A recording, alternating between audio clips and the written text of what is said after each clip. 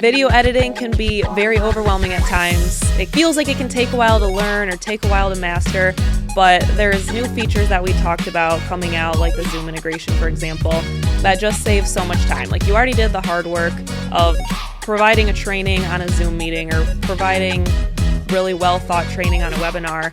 Why not be able to reuse that instead of just having it be one and done?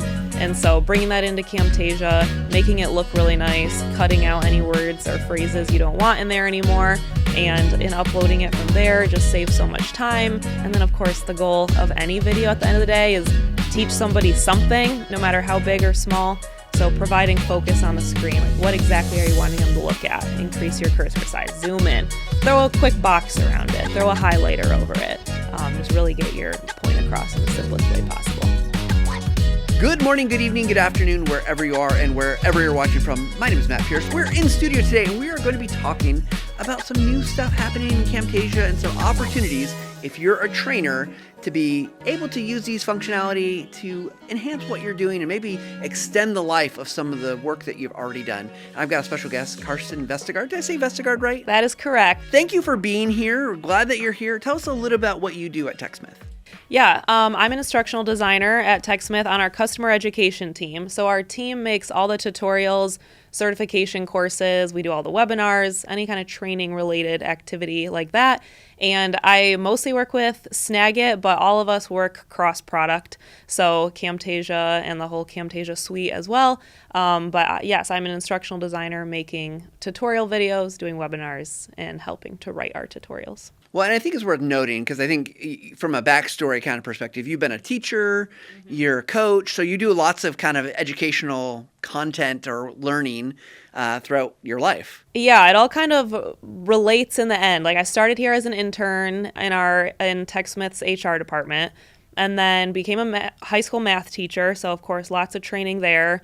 In person, but videos also. That was during COVID times, so everything was posted online, lots of video editing, and then coaching volleyball, training, and instructional design, so it kind of all relates. Awesome. Well, I love that. So, we've got a couple things to talk about, but before we do that, what's a tip about using images or video that you would want listeners of the podcast to know about, that maybe something that helps you out a lot? It sounds simple, but focus, like where to focus on the screen. So lots of zooming and panning, I guess, is the official phrase for it, but lots of zooming in, just a simple highlight of where to look or a box of where to look, or making the cursor bigger so people are looking to where you're trying to point to, especially when the screen gets super busy. I make a lot of videos, of course, at work. My day job is videos all day, every day, but making like tutorials for my volleyball team as well, or how to navigate like the schedule site and how to find all the trainings that they're looking for, just anything that can kind of provide focus on the screen.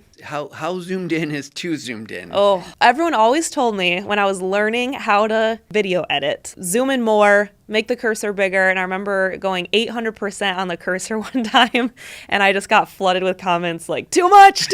I'm like, okay. So a lot, but I finally found the max. I thought there wasn't a max, but I think I did hit the max. Do you remember what that number is off the top of your head? The cursor was 800%. I remember that's the biggest. That okay. was yeah. And then zooming in, I don't know, like 400, 500% would probably. Which is a lot. It gets crazy. So I'm assuming you record very full screen, highest resolution you can get, 4K, so you can do that better. Yeah, exactly. Awesome. Well, speaking of zooming in, we're going to tie into Zoom. Transition.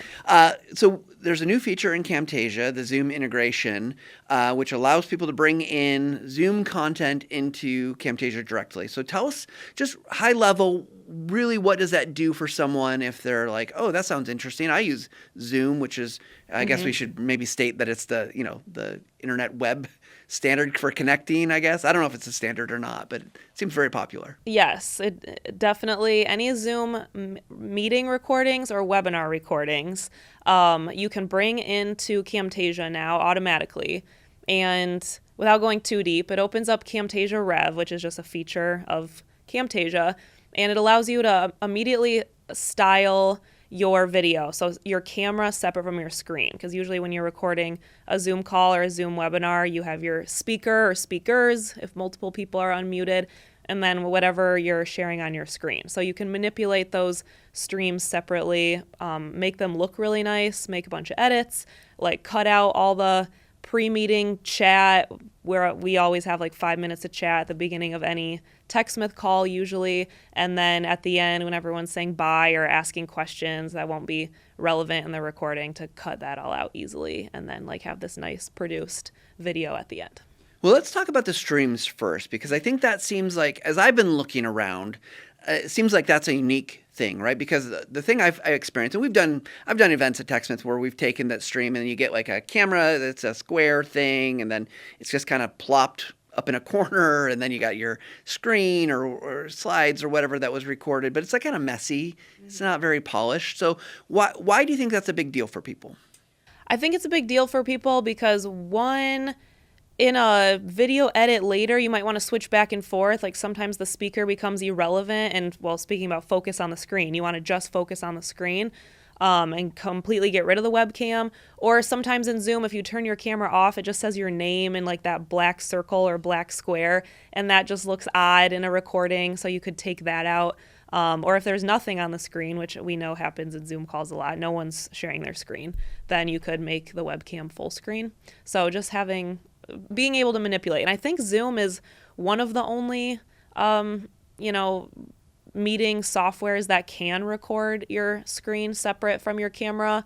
And full disclosure, it's Zoom Pro or any paid version of Zoom. In your settings, you can turn Zoom to record your screen and camera separately, but it's rare. So then Camtasia is able to take those separate streams in. Yeah, it seems like just the time savings. If you're using a webinar or a meeting recording and you want to use it for an end polish, it does feel like a significant, less effort than if you just brought it in from I think Zoom gives you a folder with like all the files. Yeah, there's like 5 separate ones that you could do, like screen and camera, just screen. I think there's more, like the gallery view, the single view. There's a lot. So now you don't even need to choose. Camtasia just finds them for you and knows which ones to bring in. So let's put on our hat for our listeners out there who are maybe in a world of maybe they're instructional designers like you are, or maybe they're doing web-based training or facilitating some things. What would you imagine someone would like? What's one of the things you could get benefit from if you're using the Zoom integration? Yeah, I'll first start with an example that our team at TechSmith Customer Education does multiple times a week, which is we do a lot of webinars in a few different languages. And so we bring them in we bring the recording now into Camtasia with this new feature.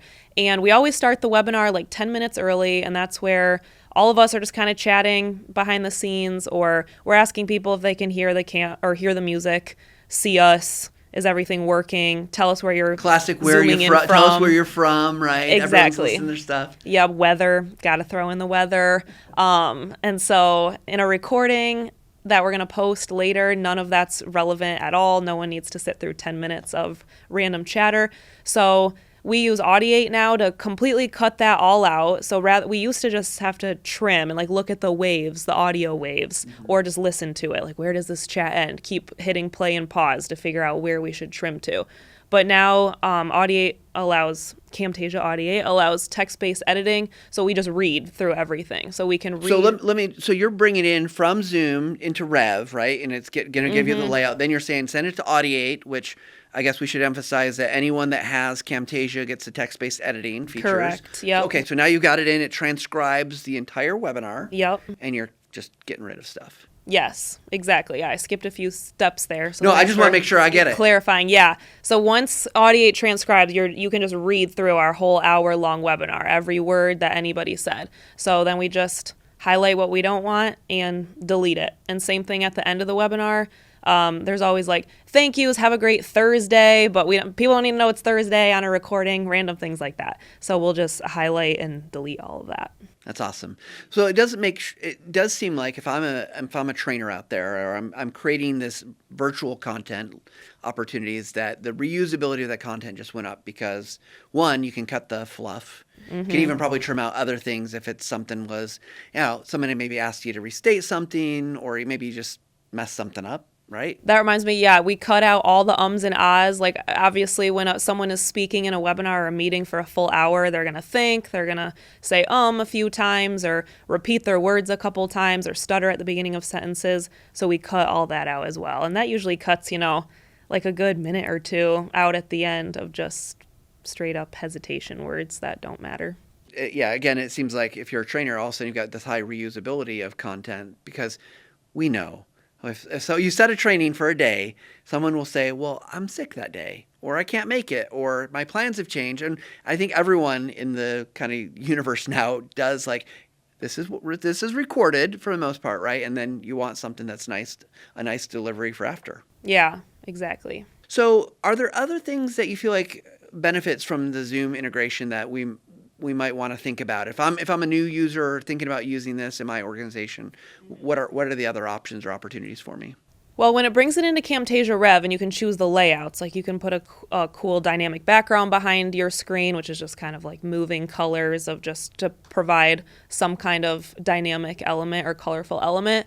And then manipulate, like I said, the screen and webcam. So usually what we do for our webinars is we show both the screen and the speaker for a bit, but then partway through our webinars, our speaker will turn off their camera so that people are just focusing on their content, especially because we're teaching Camtasia and Snagit where your webcam is going to be on anyway, and then the double webcam gets to be a lot.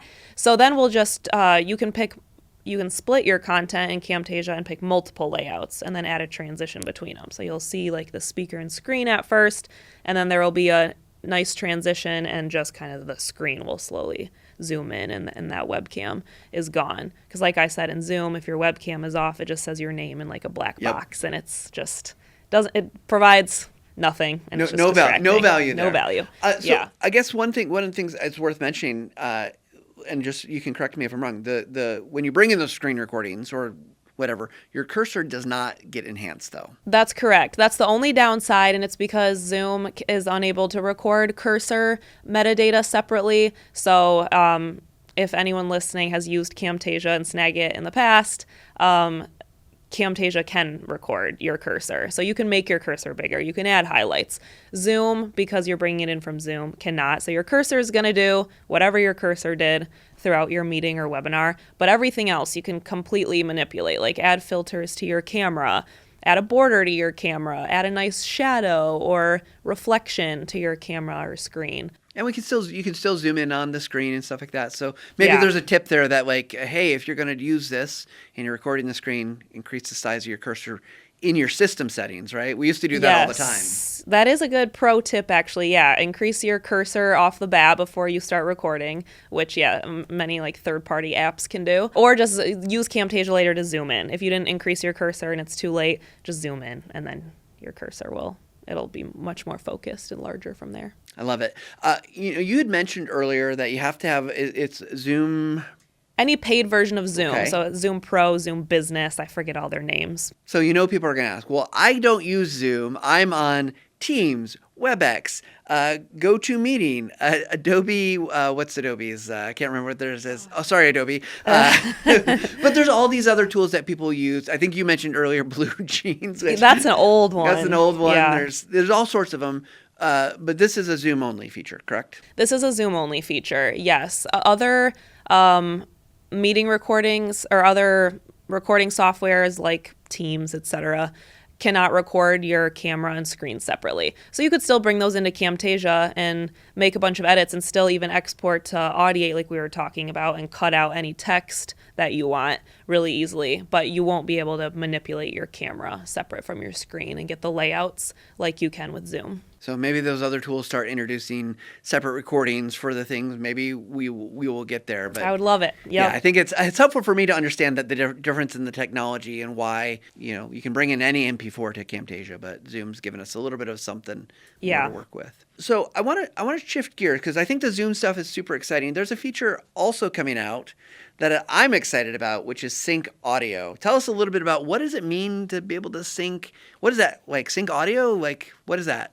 Yeah, I'm trying to remember what someone on my customer education team just did the other day where they needed to sync audio. They had 2 microphones going to test a couple out because they were outside. So they had like a pinned lapel mic and another mic kind of like this sitting out in front of them. And you used to have to manually match up the audio waves. We taught people how to, like, hey, do a clap. Get the spike, match up the spike, zoom in all the way. Yes. It's like this very manual process. Scream your head off to get a audio spike, or clap your hands is the calm way. I like scream your head off. That's a great one in the studio. And then that's what you would look for to kind of match up the audio waves so that you could get your 2 audio clips to sit on top of each other and, choose which one you want or cut pieces out. And now Camtasia can line up the audio waves for you automatically. I'm thinking about use cases because for me, like I do, obviously in a podcast like this, I've got multiple. Usually, I'm not in the studio, but I still end up with like multiple audio recordings, so separate audio for me and the guest, and then the main kind of track that's like our video. But yeah, it just opens up so much opportunity to bring those things together, and I don't have to zoom in. Mm-hmm. It's just like it does one track at a time, and I've used it, and it's more accurate than I can get. Yeah, same here. And this is a perfect example of even us two just sitting here. Anytime where you have multiple mics going and need to line up those audio streams later. So for anyone who is thinking about that, I guess for your team, what kind of things do you think you might use that for? Sounds like there was some testing of microphones. Anything else you guys might, as instructional designers, doors that opens for you or opportunities? Anytime where we're really moving around is when we might use multiple mics. So recording outside or in a studio.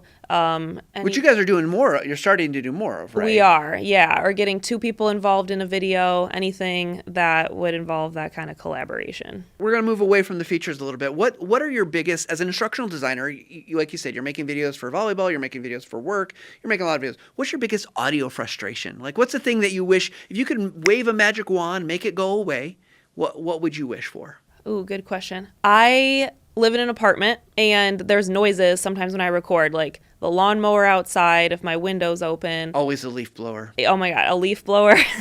Or like even the AC buzzing or a fan buzzing or the fridge buzzing, anything like that. So Camtasia and Snagit and all our recorders have AI noise removal, and it perfectly gets rid of that. Troy, who works at TechSmith, who lives in Germany, did the coolest video. I'm sure all of us have seen it. It's somewhere out there on social media.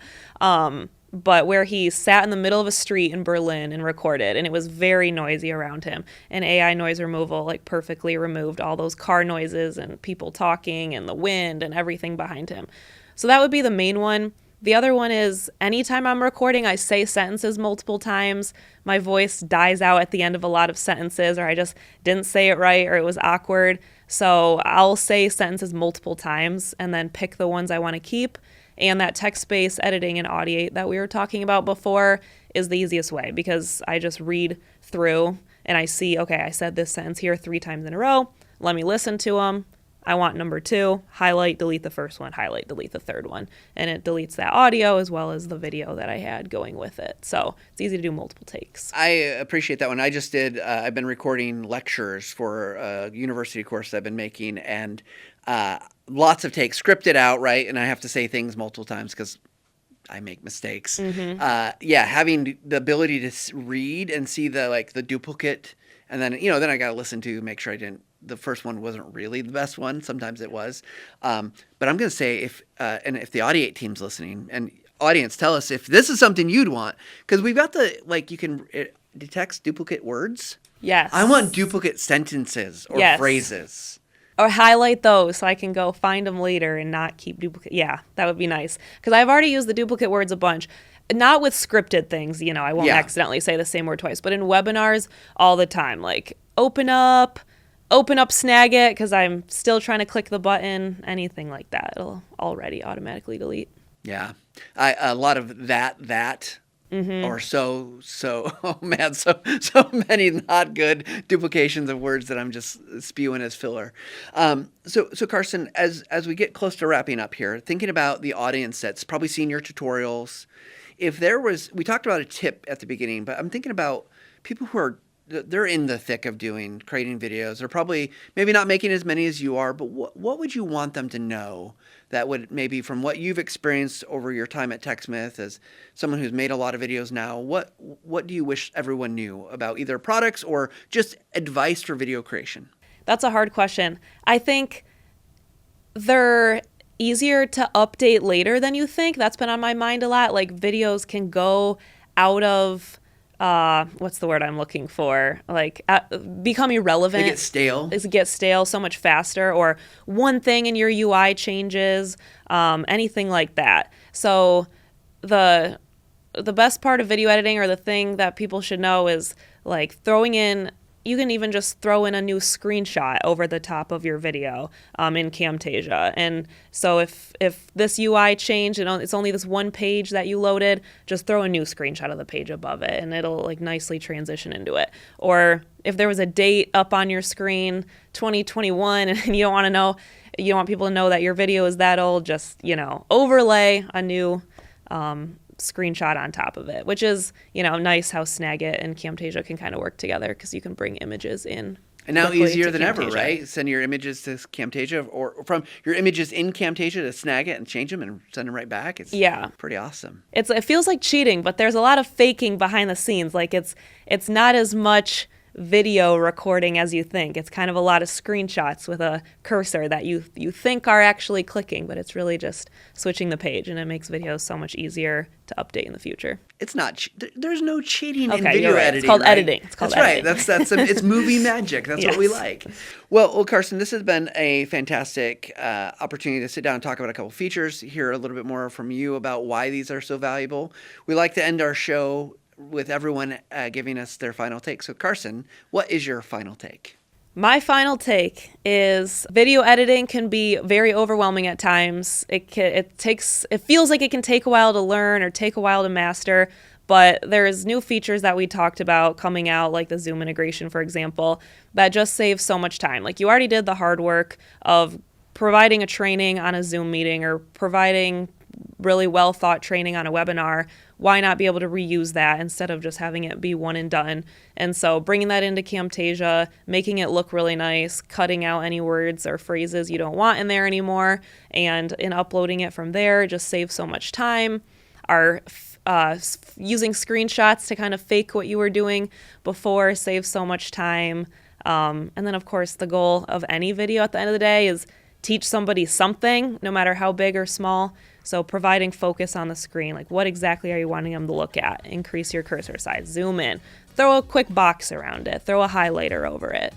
Just really get your point across in the simplest way possible. I love it. Well, Carson, thanks for joining me in the Visual Lounge. Thanks for having me. My first podcast ever. Awesome. I love it. I love being the first. Hey, everybody. Well, you've heard Carson. There's so many ways that you can make your life a little bit easier. And it's not cheating. It is good design and good editing. And we hope that you take time, that you're spending time, get to know the products that you have, get to know the new features, because they're there to help you to make your ability so much easier. And we like to say, of course, at the end of every show, we hope you take a little time to level up every single day. Thanks, everybody.